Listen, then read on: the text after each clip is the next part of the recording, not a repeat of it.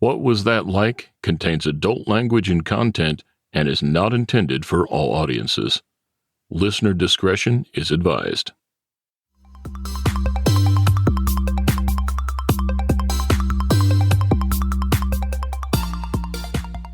Welcome to What Was That Like? I'm your host, Scott Johnson.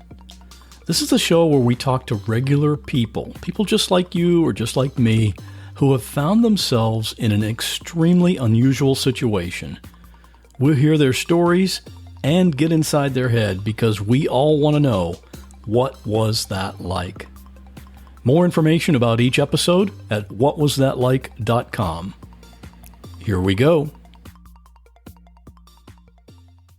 Have you ever thought about what it would be like to lose one of your legs? I think just about everyone just takes their legs for granted. We've always had them. They get us where we need to go. They just do their job until they don't. My guest on the show today is Josh. He was in the Army and stationed in Iraq, and he worked as a gunner inside an Abrams tank. One day his tank parked over a roadside bomb, and there was an explosion that destroyed the tank along with Josh's left foot. Josh told me the whole story from the moment it happened to somehow exiting the tank and getting to safety, his multiple surgeries, and his decision to finally just amputate and be done with it. He talked about prosthetics and what it was like to put that on for the first time and what he's able to do with his new leg. And Josh also has some advice for other vets and amputees about how he's dealt with this situation. He's come a long way, including struggles with alcohol and depression, but he's also quick to point out life's looking good now. I was happy to hear that, and I'm proud of Josh and what he's done since that day in Iraq. He's a good example of why we owe such a debt of gratitude to the men and women that serve in the military all around the world. For everything Josh and I discussed, I'll have links in the show notes for this episode at the website, which is at whatwasthatlike.com/06. I'll also have Josh's email address there if you'd like to contact him directly. And if you want to see pictures of Josh as well as the destroyed tank, you can follow me on Instagram at whatwasthatlike, no spaces. So without further ado, my conversation with Josh. Josh, welcome to the show. Thanks for having me. We're going to talk about an explosion today, and I want to know when the explosion first happened, right then, did you actually realize the extent of your injuries? No, I wasn't even sure of anything at that present moment. The first thing that I tried to do was find my cigarette that I had just lit, and then once everything started fading in, I could start hearing again. Everybody was screaming, and that's when I realized, holy crap, I'd been blown up. And then I actually started to check myself, but I didn't really feel much yet. I knew something was wrong, but my foot had been crushed, and I felt like a lot of pressure because I wasn't in pain yet. Was no pain at that point? No, just a lot of pressure. Wow. What when you say pressure, what can you describe that? What does that mean? Like somebody had sat on your leg or something. Felt more like that than actual pain. Okay. All right. Well, let's back up for a minute. And you were in the Army. How old were you when you actually joined the military? I joined the day I turned 17. My parents signed a slip saying that I could join, during that time, or that early rather. So you can sign up at 17 if you have parents' permission, or 18 on your own. Is that the way correct. It's okay? And then what was your age when you actually went to Iraq? 19. So you were 19 years old. What kind of training do you get before you actually go into the theater of war? Well, that's different from... Well, it's a culmination of different kinds of training. You have your one station unit training, which is what most combat arms jobs do, which is your job training and basic training together. And it's just one shot. And for me, it was a little over 4 months in Fort Knox, Kentucky. And they moved the armor school down to Benning now. But Then there's that, and then once you have your job training, depending upon what your station is at the tank, you're doing scenarios and stuff like that at your duty station, and then you have more specific things like a convoy simulator, which is a video game basically, and you're learning how to function as a unit like that, or you have additional training. Like we learned more about IEDs than or a normal person would because we were going there.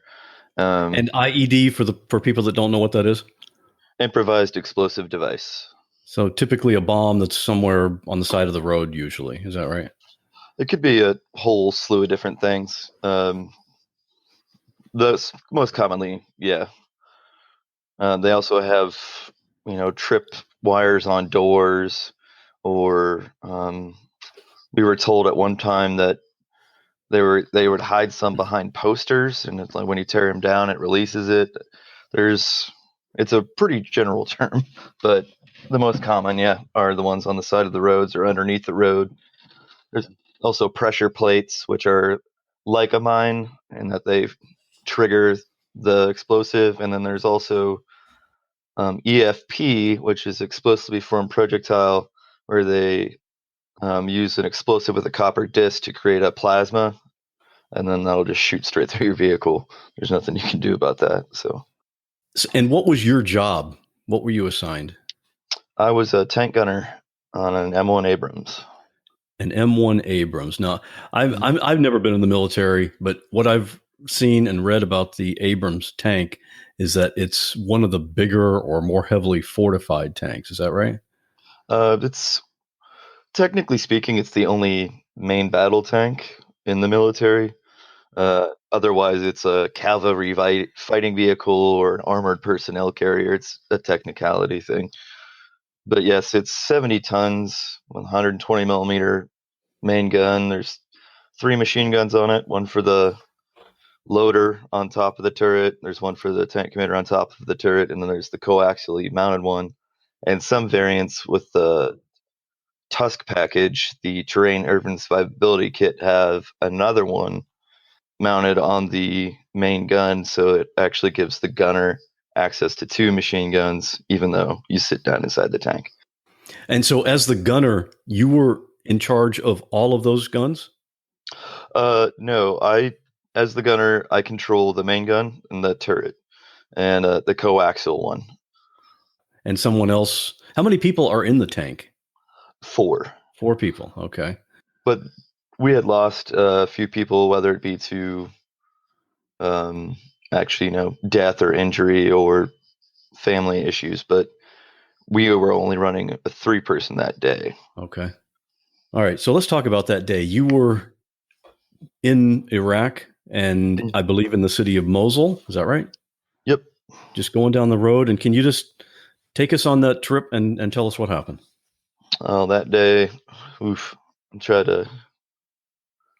Well, it was like the beginning part to it wasn't, exciting. We swept through one side of the city, clearing IEDs on that route, and then we went across the bridge and went over to the west side. Well, let me just stop you for a second. When you say you go through and you're clearing IEDs, how do you clear them? Do you just drive over them, let them blow up, or?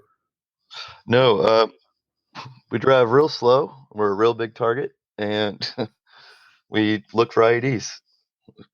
We go with EOD, explosive ordnance disposal. And they have a vehicle that has a camera and a probing arm and all that stuff on it. And then it also they have a robot that they can throw out the back and then take C4 over to it and blow it up in place. And we just go real slow and look for everything everywhere. And if we don't spot it, it'll end up blowing up on us anyway. So Right. But in most cases, when it does end up blowing up, you're so heavily armored that it doesn't do any damage or serious damage. Is that right? most ones that are small, especially on the tank, we don't have to worry about, for instance, tires popping because it's tracked.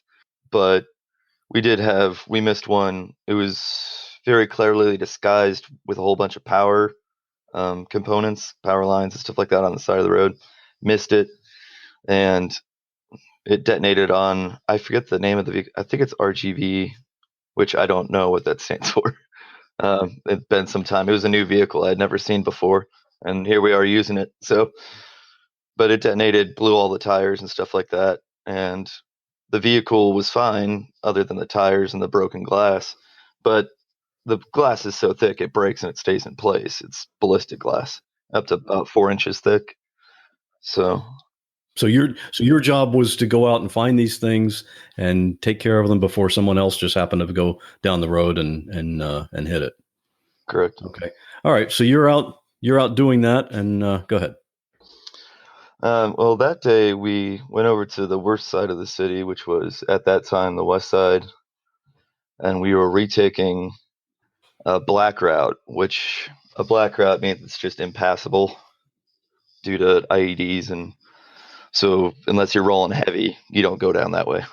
So we were retaking Barracuda, Rat, and Weasel, which were the street names, and we were going to put up a combat outpost, Cop Inman, after my commander that had been killed in December the month before. So, but once we got over there onto that side, it started off as we got into a firefight, and it was a knockdown, drag out one. They stayed and actually fought quite hard.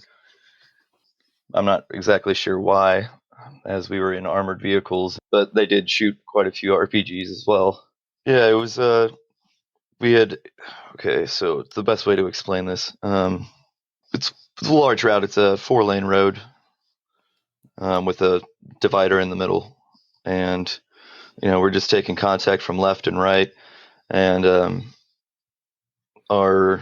we had a Bradley with us that was part of the combat engineers, and they melted down their 240 barrel, and then they finally got out of the way for us to start doing our work, in the Abrams, which was screw stuff up.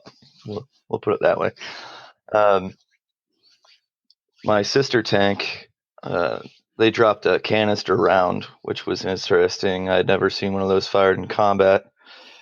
What is that? What does that mean? A canister round is I think it's the X. Well, it was the XM, but now it's just the M1028. I think is the nomenclature for it. But it's a hardened steel bucket full of 1,097 hardened tungsten balls. That is essentially a giant shotgun out of a cannon.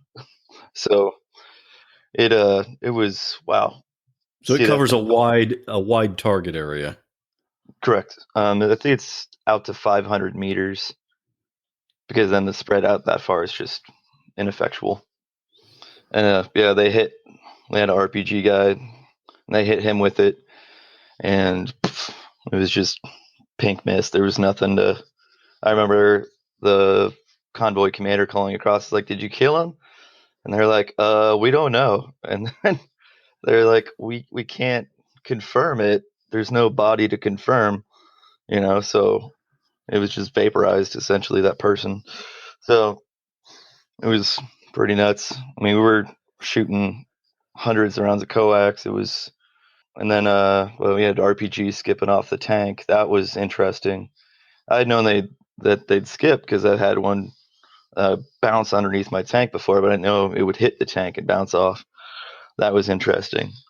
And then seeing it land, because I was looking down my, the sights.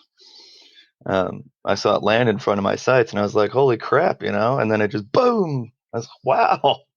So you saw it go off in your sights, but there wasn't any damage to the tank from that. Okay. Depending upon the RPG, there's a couple of different variants. Originally, it's just essentially a rocket propelled grenade. It's designed to throw shrapnel, but they have other ones like the RPG-7, which has, I think, a penetrator in it. But anyway, it's more anti-armor. So they have different variants of it for different purposes. So yeah, that one, went off and nothing happened. I mean, to be honest, we'd been hit 2 other times in the tank, like directly on us, and then I'd been blown up once in a Humvee before then too. I mean, I was knocked out in that one too. But yeah, when it comes to the tank, it's hilarious looking back on it to me now, because the first one that we hit, I was like, it sounded like the main gun going off, doom, and then I was like, wait, what? And they're like, oh, that's it. That's it. That's an IED. Oh, I'm fine. So you felt a little bit invincible, sort of? Yeah, yeah. I didn't know how big it was or what it was, that had went off, but I was just like, oh man, this is gonna be a cakewalk, dude. Just not worried because IEDs were the number one killer, and I was like, oh, that's it. Like, ah, and woo, no, no. But I mean, there's the one time that I got blown up in the Humvee and then I got knocked out. That one made my butthole pucker, and I was pretty nervous for a couple of days after that. The Humvee got shredded a little bit. Um, it looked like it had been a 155 shell with some ball bearings around it. So it, broke some crap, put some holes in through the hood and everything like that.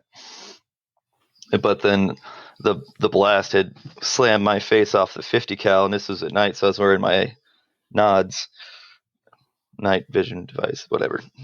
But I think everybody knows that one.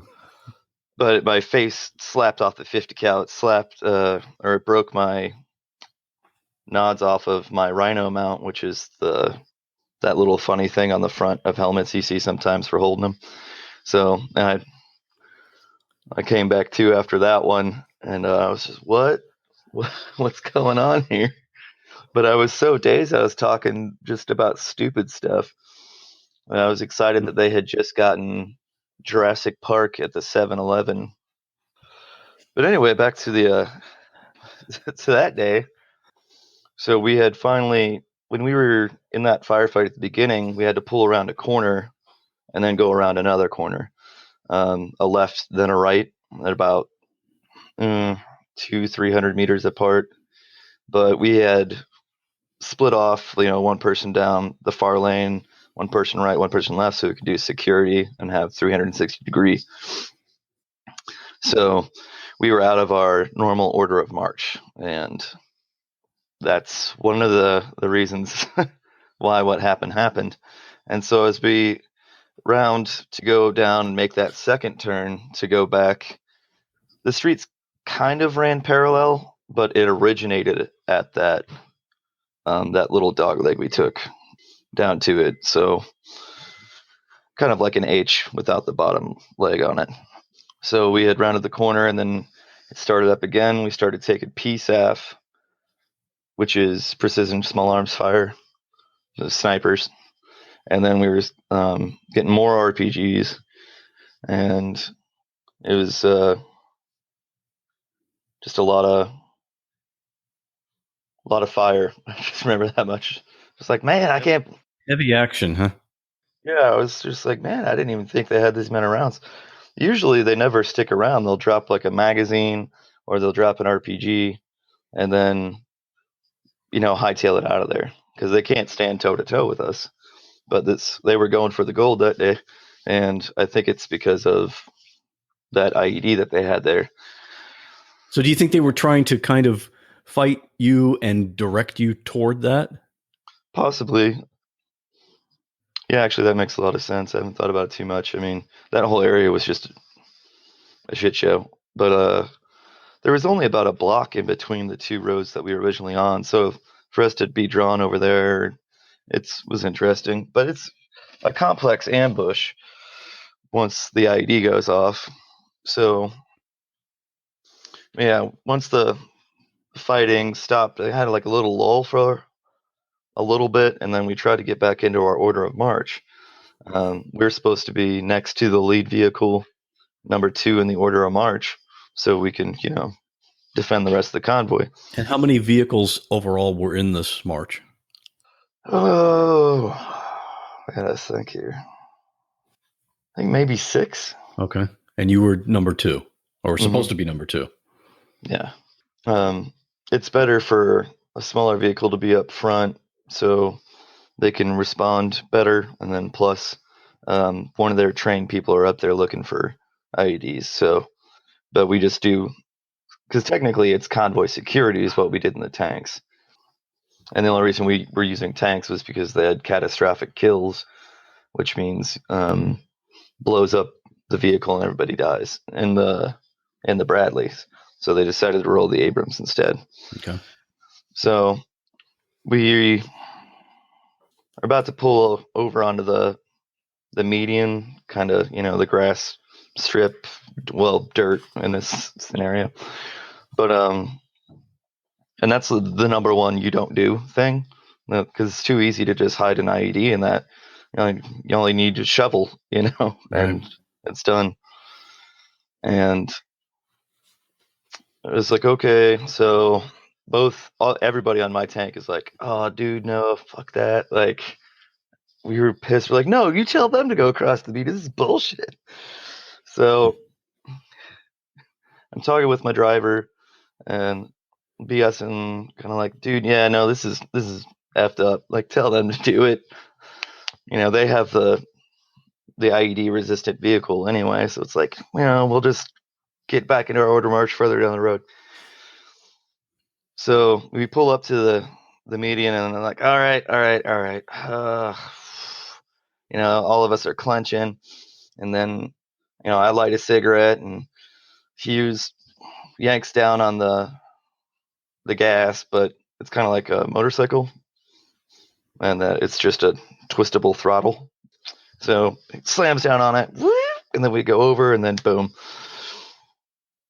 And yeah, and that was the big one. Apparently it was closer to actually underneath the road, and they've already had other vehicles pass it, but they were aiming for the tank as sort of it's better for publicity if they knock out the biggest, hardest vehicle, Right. for propaganda and whatnot. So it's a pressure activated switch, and the lighter vehicles wouldn't set it off. No, they just didn't blow it up on them. It was a command detonated. Oh, so somebody was watching. Yep. Okay. From most likely inside the house that they had dug the tunnel from. I mean, I didn't know it at the time. All I could tell was I just got blown up. But they had dug a tunnel from inside the house underneath the road, so there was no way for us to tell that there was even anything there. Right. So were you rendered unconscious when it went off? Yeah. That was it was just blackout. It felt different though than the other time I had been blown up though, which always makes me wonder. Because I'd been knocked out on that previous one, and this one felt, I had like the life flash before my eyes kind of thing. Felt like I lived my whole existence again in like a split second, and everything hurt. Like my outsides were on my insides, and my insides were on my outsides. And then like came to, like snap to, kind of like, what in the world? And I was like, where's my cigarette? I was so dead certain.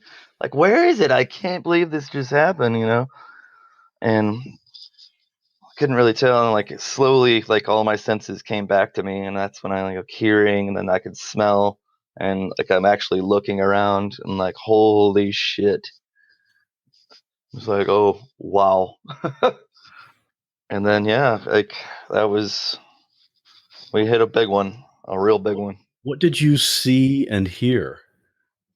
Well, initially, because I was staring at my hand for that damn cigarette, and so I think the first thing that really came to was my hearing, because then I could hear everybody screaming. Like Hughes was screaming, my tank commander right behind me was screaming. I was just like, what in the hell, And then they're screaming, not as in, like out of anger, it's like pain felt screaming, and just a lack of who even knows. And then I could smell, and the smell was pretty nauseating because they had the blast had blown apart our THPDV, which is the turret hull power distribution valve, which is where the gallons of hydraulic fluid goes through to the different parts of the turret and the hull. So that had basically so it shot hot hydraulic fluid all over the tank, and luckily it's flame resistant. But so that, and then the dirt and dust and everything, and then everything else, like the metal, like hot metal from the blast, and it was a very unpleasant smell. But they're screaming.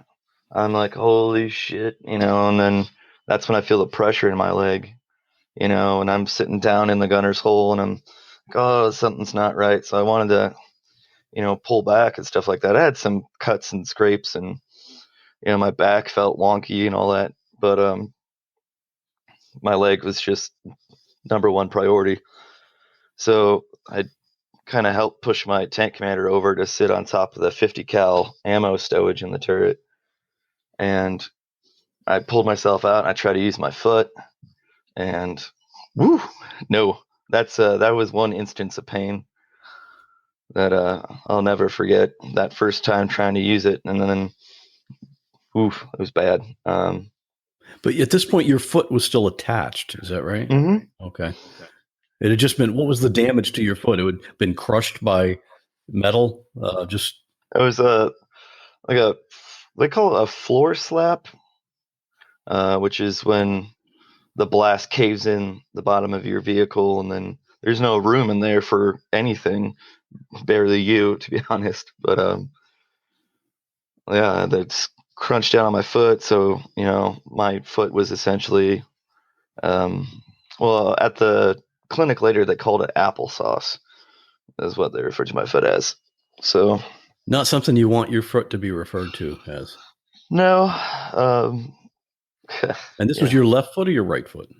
My left foot. Okay.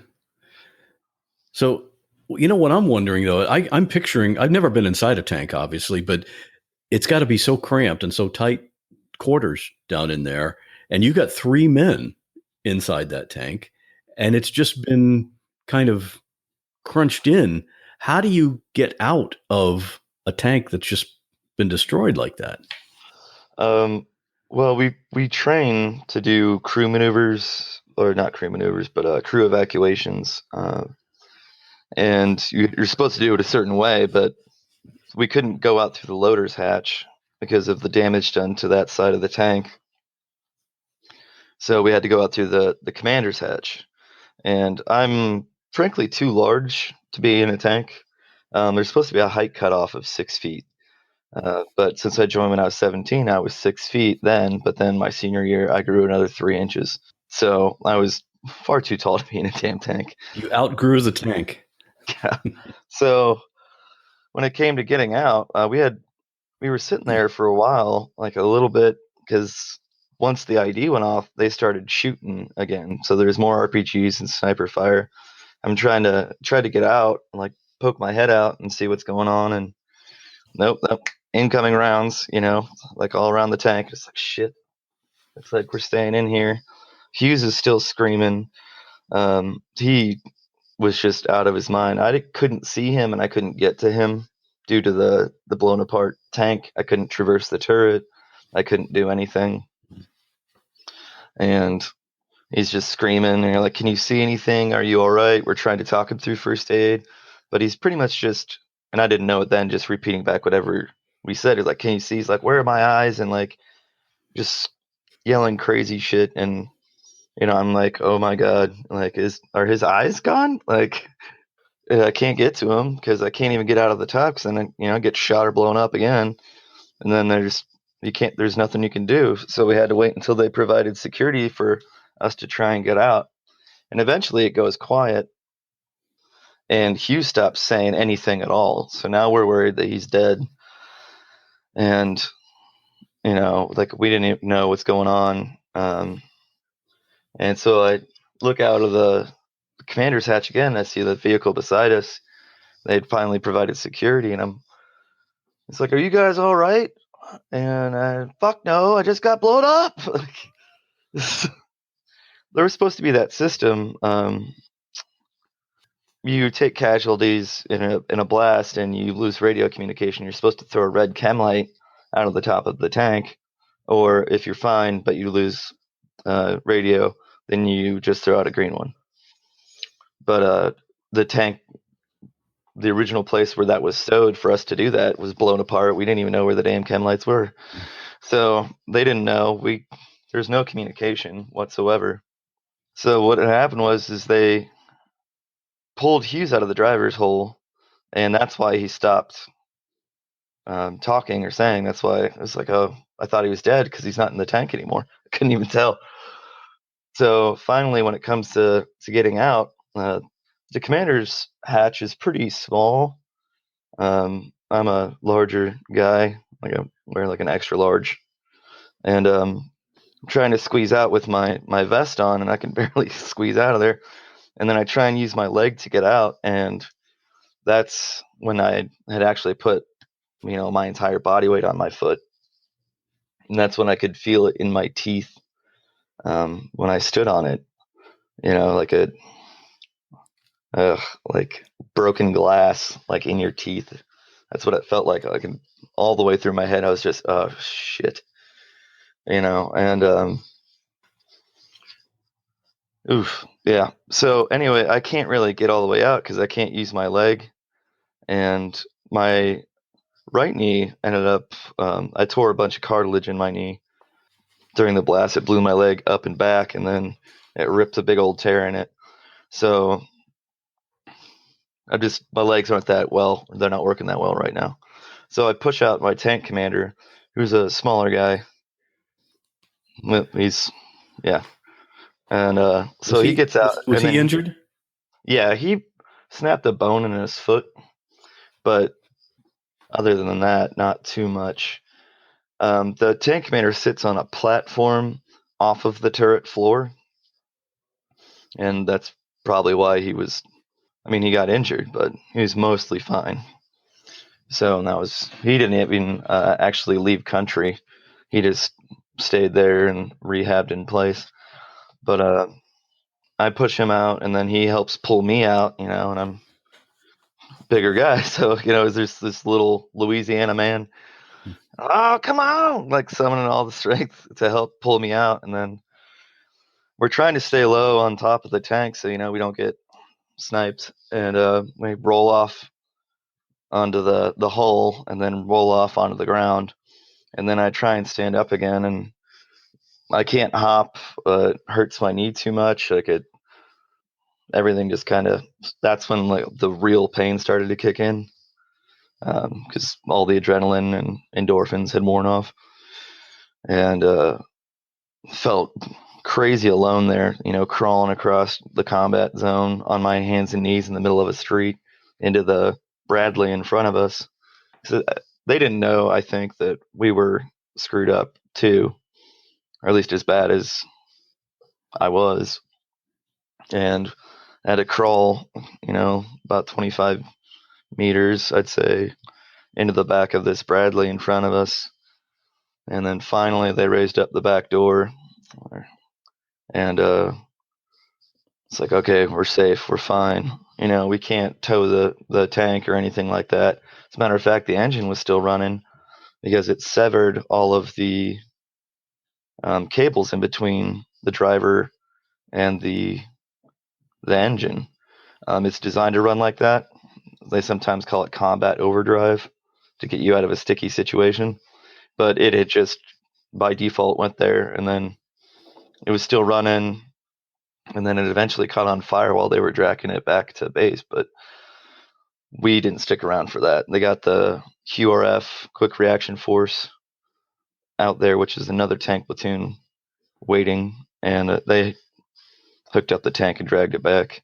As a matter of fact, it was funny though, because it was one of my buddies from a different squadron that actually did it, so it was kind of funny. So we in the back of the Bradley, and we ride back because we're so close to the FOB, forward operating base, that scrambling a helicopter and then trying to clear an area, it's just not worth it. So we just waited for QRF to get there as quick as possible, and then we just went back, and Yeah, they dragged us out, and then we hopped in a vehicle and drove us over immediately. That's when they took the X-ray, and that's when I got my first shot of morphine. So, And that was a big relief, I can imagine. yeah, it was. It's like, oh man, finally. I was like, oh, this isn't going to be that bad, I guess, because it's finally had some painkillers. During that time, medics weren't allowed to administer it. I think it was just our unit policy. I'm not 100% sure what's going on these days, but they gave you a combat pill pack, which is essentially some Motrin. But yeah, and it was weird. So I was sitting there, and I'm also staring directly at two burned up corpses in like open body bags that are just like blown apart, and I don't know whether it was our guys or Iraqis, but just staring at them while you're just sitting there trying to get through it. And what kind of medical facilities were there? It's probably like the equivalent to a, what would you call it? Like a first. Like a walk-in clinic? Yeah, thank you. That's definitely something like that. I mean, they definitely have a little bit more than one would have because they can do emergency surgery and things like that. But it's pretty small and it's kind of set up like that. Usually, for anything that's worse than that, they're just going to fly you to Balad, which is the main medical hub for Iraq. I'm not sure where they fly everybody from Afghanistan, if they fly them to Balad as well, or maybe at Camp Arifjan or something. Anyway. Could you have done anything to avoid this? I mean, this was, well, I mean, how much explosive material does it take to destroy a large tank like that? Definitely a lot. That one, they estimated it up to 40 pounds of C4 or 400 pounds of homemade explosives, like acetylene tanks, propane tanks, fertilizer or whatever. You can make bombs out of a lot of stuff, but it takes a lot. So this wasn't an impulsive thing somebody just set up in the road. They'd been working on this for a while. And most likely they had been waiting for a long time as well, because we didn't roll down that street very often, at least not in that capacity. And so it's not something you could have spotted and avoided. We use a variety of tactics to see where IEDs are, whether it just be looking or using scopes. One of the interesting things, well, they also have a sonar, like ground penetrating sonar, and then I don't think we had that at that time, but that they have that now. And then we also use thermals to see where dirt has been disturbed recently, because it'll be a different color. All right. Okay. So there's nothing we could have done. We tried everything. They did it right, I guess. Yep. You were in the wrong place at the wrong time. That's all it was. So your immediate treatment, they brought you back. Did you have to fly to the hospital, or did they completely treat you there, or what happened there? They stabilized me at the hospital there, or the medical cache is what we call it. And I think this is a fun part. But I was in the ICU eventually, but they had taken my foot and then put it up and then put it in a giant cast to prevent drop foot, which is something that happens. You lose control, and then it's a real sticky thing and a thing that sucks for a lot of people. There wasn't anything really holding. What's the best way to put this? Well, my heel was in over 10 pieces alone. And then the rest of my foot, was broken in two. And so, your Achilles tendon goes down, wraps around your heel. Well, when they pull it back, your foot back, it stretches and it goes on all that. And then what's barely holding on and very little there becomes suddenly very painful. It felt like there's napalm underneath my skin. So, and then that wasn't enough. painkiller after that point. So then they put me on Dilaudid, which is basically super strong morphine. That's hydromorphone, technically, is the prescription name. And then that wasn't enough. And so they put me on fentanyl. And that's the thing that's killing everybody. I'm not sure if other people are near the opioid and heroin crisis, but that's what's killing everybody. So they ended up finally listening to me. I thought I was going to rip the head off the damn nurse. And they took it off, and then they had to put me in the ICU because I was on such a huge quantity of medication that I could have died, And then once they finally took it off and then let my foot rest, like they kind of made a blanket nest roll for it thing, and they put it down and took the brace off, and I finally was like, oh, okay, woo, and I finally could sleep. So, and when that happened, how long had you been there? How long after the injury? How long after the explosion was that when you could finally rest? I kind of lost concept of time. Was it the same day or? Oh, it was the same day. Okay. They couldn't operate because they didn't have hardware or anything like that there, so they're going to fly me to Balad, and I left the next day. And once I got to Balad, they tried to operate again, but then I had compartment syndrome, which is where the swelling kills off tissue. So I had compartment syndrome all over my foot and whatnot. So they cut it open and cut out all the dead flesh and put me on a wound vac, and they couldn't fix anything yet because they didn't have the hardware in my size, essentially, because I have very large feet, 15s. So, okay, yeah, they don't stock steel rods that large, huh? Yeah. So then they flew me back to Landstuhl, where I had another 2 operations, and they still couldn't operate then.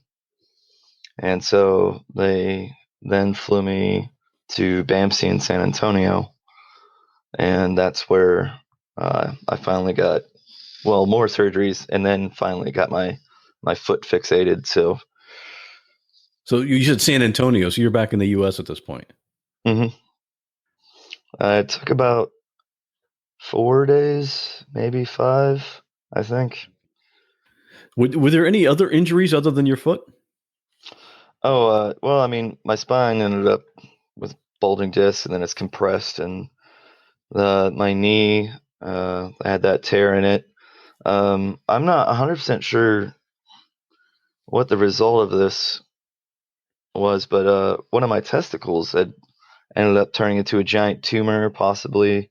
I'm not saying it's related to the blast, but it happened during that time. I was wondering if it ruptured and then grew that way or what, but I had to have one of my boys taken out. So, and then what else? Yeah, I think that's. So at this point, what was your prognosis? Were they going to just somehow fix your foot, or? Well, yeah, they were going to attempt and reconstruct it and get it to a point where, it's usable. And that was the goal. It wasn't going to be pain-free, but usable. So fast forward, a year and a half later, total of 13 surgeries on it. And it's nothing. It's the worst thing ever. My toenails are getting torn off when I walk. It's extreme pain. My left leg's shorter than my right. And my heel had broken off. Like the hardware broke, and then my heel broke off, and then it fused even with the rest of my foot. It's supposed to form kind of a third point, a little up higher, and had fused flat, and I'm walking on the bottom of my ankle essentially now, and my toes were fused. I had osteomyelitis. My ankle was fused, and it was a huge piece of crap. And so I talked to my doctor about having it amputated as well. I've been recovering for this year and a half, surgery after surgery. I'm seeing these guys come in that are amputees and leaving like 3 months later, or not 3 months, but like 6 months or a year later, completely fine and running, And I was just like, well, what what's going on with this? This is a piece of crap. Can we do that? And so they listened, and I had it electively amputated. So, Did any of them advise you against amputation? Like they thought maybe they could get it worked out? well, I wouldn't say advise against it, but a lot of them, believe that you should try and keep your body as it is. As kind of a, uh, I don't know what a The standard protocol or something? yeah. I mean, the doctor's like, oh, he's trying all of his hardest work, or she is. So they were trying to get you to not really say, okay, yeah, you should amputate, because in general they want you to keep the parts that you have. But Mhm. it sounds like it was kind of a no-brainer that it was time for the foot to go. Yeah, for sure. The next time I saw, because my doctor at that time wouldn't do it, so I had to go see the head of orthopedics, and he agreed and said that he would do it. And then I walked in to have my leg amputated, which was weird. But fast forward 2 months later, the next time I saw him after this, after the post-op care in the hospital, was when I was hanging upside down off a pair of monkey bars, or not monkey bars, but a pull-up bar in the rehab facility. And they're like, "Oh, hey, I guess we made the right choice." I'm like, "Yeah, you know." Where was the amputation? Where was the cut line? About 6.5, 7 inches below the knee. Okay. I've heard there's a huge advantage to having it below the knee as opposed to above the knee. Oh, for sure. Below the knee is kind of a rock star amputation almost, but it still, sucks at times. But overall, it's just in total number of joints, it's better. You still get the use of your knee anyway. Yeah. I mean, they have some really cool legs now for above the knee, but it's still a lot easier to be below the knee. And how long after the amputation do you have to wait before you can be fitted with a prosthetic? Usually could start about 2 months, possibly. Was it 3, 2? Trying to remember. I think it was just 2, which is another thing which blew my mind. But it makes sense because bone takes longer to heal, and if you're not worried about the bone healing in the same manner, I suppose, uh, you can get up on your feet faster. It seems like even after 2 months, it would still be with such a major traumatic action on your leg that it would still be sensitive or painful to put pressure on it there. It was a little bit, but they're smart. They know that we were probably going to do something stupid.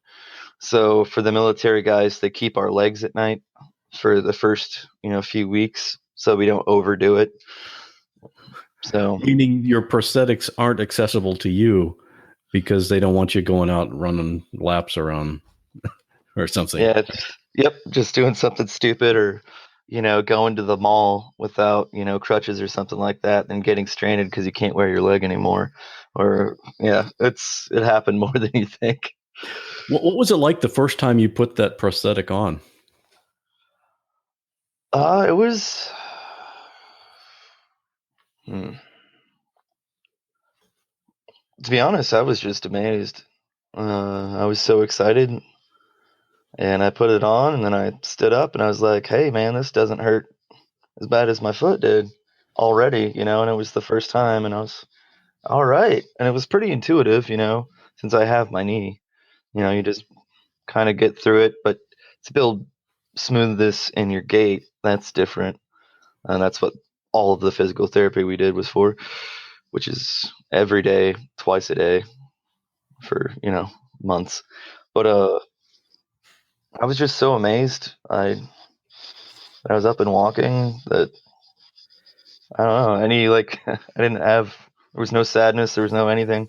I was just that excited to finally get up and do it. Just to be able to walk and not have that pain anymore. Yeah.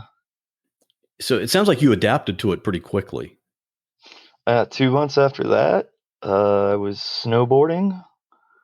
I was running, and yeah, I mean it was. That's pretty It's like, quick. why didn't I do this sooner? So it's about 4 or 5 months before I, total, like from amputation to when I was doing that.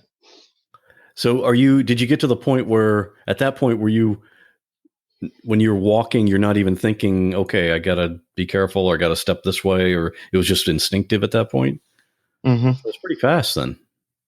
Yeah, there's like some finesse involved, but overall, for most things, I didn't think about it at all. It was just pretty natural. But the manner in which I walk with my prosthetic was pretty similar to how I was having to walk with my foot anyway, because it was in a brace, my ankle was fused, toes were fused, so it was kind of there already. Are you the same height as before the explosion? Yep. Well, mostly. I mean, my spine got shorter. We'll put it that way, and then due to the explosion, and then I have a slight curvature in my back. It's what all unilateral amputees have. It's pretty much just because you favor one side or you lean. I mostly lean on my real leg if I'm standing still or something like that. So it just kind of does that over time. Do you wear the prosthetic at night? No.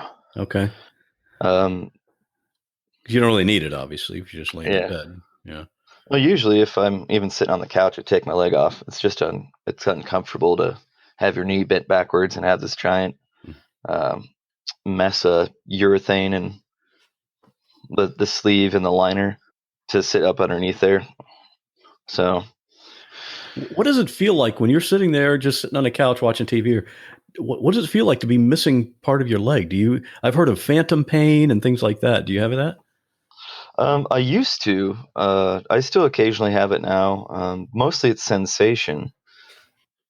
I could still wiggle my toes in my head and like feel them. Like I can move them in my mind, and if I close my eyes, it's like they're not gone in a way because you can still move them individually, and it's weird.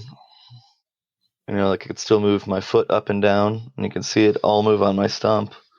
Because I'm not sure how the brain functions. I think we're still trying to figure that out when it comes to why that feeling's still there. And people that have not experienced it really don't understand what that's like, I'm sure. I still feel weird explaining it because I'm not sure if I'm doing it justice or saying it the right way. So, How was it dealing with the VA for your medical procedures? uh,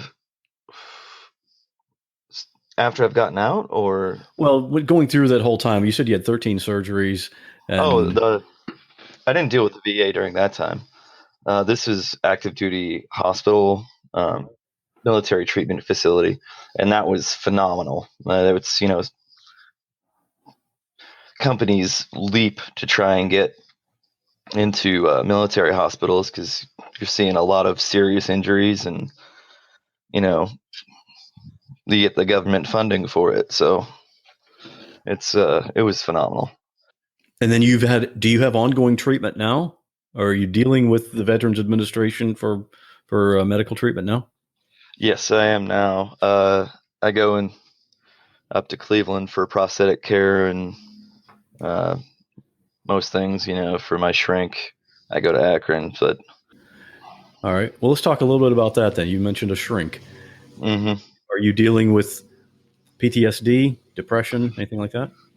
Yeah, uh, definitely PTSD. I mean, I'm talking about it today, and it's taken it's been 10 years, and I'm still have issues with it from time. Well, not from time to time, but often. A lot of PTSD ends up, or at least for me, it changes who you are. Then it tweaks your personality. You don't even realize what's going on anymore, and it's been weird. And then with depression, I was a depressed wreck for years. I ended up hospitalizing myself last year in October for 9 days, and then I finally got the start of the help that I needed, and now I'm on a stiff dose of antidepressants. So, And that's effective? That's helping? yes, yeah. Good. That's good to hear. What's your position on medical marijuana? It's a plant that grows in the woods. Like, I don't smoke, but it seems common sense to me. Have you ever been prescribed that, or? No, we just had it legalized up here this past last year, but I still think they're hammering out some of the uh, issues with it or how it's going to be handled. I know that they just tried to get the VA to do that, and they're urging them to study that as well. I mean, they're also using MDMA for severe cases of PTSD, and there's a lot of things out there. Yeah, But a lot of factors to consider and getting that passed. Yeah. we've got a lot of brothers and sisters that use it for their mental health needs and stuff like that, and they love it and they're happy, and it's not Mother Nature did it right, so why should we screw it up, kind of thing. So, All right. Well, let's talk about your life after this event. I know you're still dealing with it, but are you on disability now? Do you have ongoing medical treatment the rest of your life, or what's that look like? Yeah, I'll be undergoing medical stuff for the rest of my life. Well, what can you describe? What's your life like now? Oh, now it's medically retired. I don't have to work, but I have worked. I jumped between a whole bunch of jobs and stuff like that, and I was a depressed wreck. Just fell into the bottle for a long time, and I lost that purpose and stuff like that. I still, go to the VA. Still dealing with a couple of issues with the VA in regards to benefits, like a traumatic brain injury and things like that. But I was going to school for a while, and then I had to back out because it was during that time I hospitalized myself. So from then, these days, I mean, it's actually really good since then. I have an amazing fiance. We got our first kid on the way. Things are actually really starting to look up with the medication and everything else. Are you able to drive? Yep. Okay. I mean, it's my left foot, so I was always right-footed, so if that makes sense. So an automatic is fine. It's illegal for an amputee to drive manuals, but I may or may not have driven one for a while. Well, a lot of people with two regular feet can't drive a stick shift, so you're doing pretty well. Yeah. Do you have is there plans for another career or anything like that? Well, I want to finish my degree in applied mathematics and hopefully get into something regarding the space race that we have going on, working for one of these companies, or at least just something. I really love math, so the world is very gray and black and white. Math, Math is a science. It's yeah. How did the explosion change your outlook on life, if it did in any way? It's my outlook. It's still something I struggle with from time to time, finding purpose in what I want to do and the meaning of life and whatnot. But it's kind of after everything, kind of turned me into more of a humanitarian, almost I wouldn't say humanitarian, but understanding of the human condition more so, and a bit of a pacifist these days. Not saying that I would never fight, if we were invaded or something like that, but I don't know. I just don't see the point in war, I guess, unless you absolutely have to. And it seems that, to me, we tend to go stick in our business in places where it shouldn't be. I think a lot of people feel that way, and I hadn't thought about it when we first connected. It was like a week ago, or actually more than that. And we determined that, let's have our conversation, this like next Tuesday.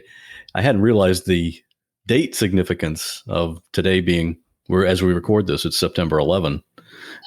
Obviously, a big day in our country and with the military and everything. So let me say this. Maybe I should have started the show with this. Thank you for your service. Oh, thank you. Do you get that when people find out that you were in the military? A lot of people thank you, and you ever get tired of that? I'm not much of a. I mean, I get people thanking me often, which is great. I think it's good to support the military, even if you don't support the war. So I think people have gotten a lot better about that. Grandpa was a Vietnam vet, and he came home right before the Kate State shooting, and was around for that. But to me, I'm not good at receiving compliments, let alone gratitude. So, I mean, I always appreciate and try and do my best to thank whomever as well. But I don't know. It's a weird thing for me. It's like I loved the military. I loved what I did. You know, in the military, it gave me purpose, and it gave me a lot of opportunities. And I don't know. I'm grateful for the military. So. Do you get comments on your new leg when you're out? Oh, this one, yes. My other leg, not so much. It looks like the one I had before. This kind of looks like a standard leg, but this new one, it's made by Oser. It's called the Cheetah Explorer, I think. And it's pretty strange looking. How's it? In what way? It looks like one of those Oscar Pistorius running legs, but it actually has an entire foot on it, so I can wear it with normal shoes and things like that. So it looks a little bit alien or foreign, and I think it kind of looks cool. I mean, I always thought carbon fiber looked cool anyway. So. And you can run and everything. Is there anything you can't do? Can't moonwalk, and I can't do calf raises. What was the second thing? Calf raises. Calf raises. Oh, yeah. For weightlifting, you're talking about. Yeah, that's. Okay. Well, I mean, I can with one leg, but. Okay. All right. Well, as we wrap it up here, do you have? There's going to be people listening to this that are also veterans and possibly also amputees. Do you have any advice for them? What would you say to someone like that? Just don't stop. I mean, if you stop, and I know that's hard because when you get down, and I know I've done it, you just crumble into your own self and your own depression, and you stop living your life, and you got to get started again. You got to stick with it, and it's okay to need help. If you need medication or therapy, I mean, it's good for, I think, everybody just to see a therapist every now and then anyway, whether you're healthy or not. But you can't stop. And if you have stopped, you got to get going. And I know it's hard. It's taken me years, almost 10. So I guess that's it. I mean, don't be too proud to ask for help and keep going. Josh, what was the reaction of your parents or your mom when you first told them that this had happened? Well, my mom found out when I was high on Dilaudid right after I got blown up, not more than probably 2 hours after it, I would say. And my sergeant major handed me a phone. And I remember it's this dinky ass little phone, no longer than like 3.5 inches. And so he's like, okay, you want to call your mom? I was like, sure. And so that seems really fast, Yeah. I was like, really? I mean, I'm okay. I mean, sure. But I didn't know I was going to be the one telling her, like what happened, all that noise. So the reason I said that comment about the small phone, because it pissed me off because I couldn't talk into it and hear at the same time. Oh, so you had to keep moving it back and forth. Okay. Yeah, on my face because I couldn't talk well, and then like I'm slurring. And so my mom answers the phone, and I'm like, Mom, I got blown up, and she's like, wait, what? What? Are you drunk? And I was like, no, Mom, I'm not drunk. I'm in fucking Iraq. I got blown up.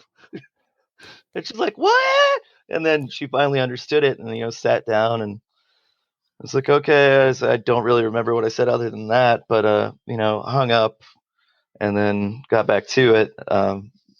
She's the only person I called. Lo and behold, though, because I had called her, the Army decided that it wasn't important to keep up the communication and to let her know more, because I had already made a phone call. So she's just in the dark for the next 5 days, pretty much. She ends up freaking out and calling people for hours. She gets in touch with a lady from Soldiers Angels in Germany. So this is about 2-3 days later. And it's like, my mom was like, I told her, it's like, does he like anything? Like, he likes fleece blankets and gummy bears. It's like, and so I was getting dragged off the transportation bus on a stretcher into the hospital in Germany, and some lady was like, "Are you Josh Holm?" It's like, "Yeah, who the hell are you?" And I just get a fleece blanket and a giant bag of gummy bears thrown on me, and I was like, "All right." Wow. And then another little bit right after that, David Baldacci, the author. I've heard. Rather famous. Yeah. What has he written? No clue. I don't really. I've heard the name, but I don't know if I've read any of his books. I know he's, I think, similar to John Grisham or something. But yeah, he came into my hospital room in Germany. I was in Landstuhl. I was, who the hell are you? And he gave me 2 signed books and some chocolates, and I was like, this is the weirdest thing ever. Like, that is pretty random. Yeah. It's like, okay. Well, Josh, you've been through a lot. It sounds like you're at least over the worst of it, and which I'm glad to hear about. And if anyone wants to contact you, I have your email address. I'll put that in the show notes for this episode, along with links to other things that we've talked about here in this conversation. And thanks again for sharing your story. Awesome. Thank you, Scott. Thanks for listening to this episode. My goal for each show is to introduce you to people and stories that you just won't find on other podcasts. If you want to help support the show, you just need to subscribe, and that way you'll never miss an episode. You can click on any of the subscribe buttons on the website, which is whatwasthatlike.com. You'll see all the links right there at the top where you can subscribe directly to this show on Apple Podcasts, Google Podcasts, Google Play Music, Spotify, Stitcher Radio, or on whatever app you use to catch your podcasts. And you'll see there are also links to Twitter and Instagram, so you can follow us there, and I hope you do. And if you really want to connect with me and get in on the discussion with other listeners to this show, you can join our private Facebook group. You can find that at whatwasthatlike.com/Facebook. And of course, you can always email me directly at scott@whatwasthatlike.com, or just go to the website and click on Contact. I'd love to hear what you think of this episode or a previous episode. Thanks again for listening, and I'll see you on the next show where we'll once again ask the question, what was that like?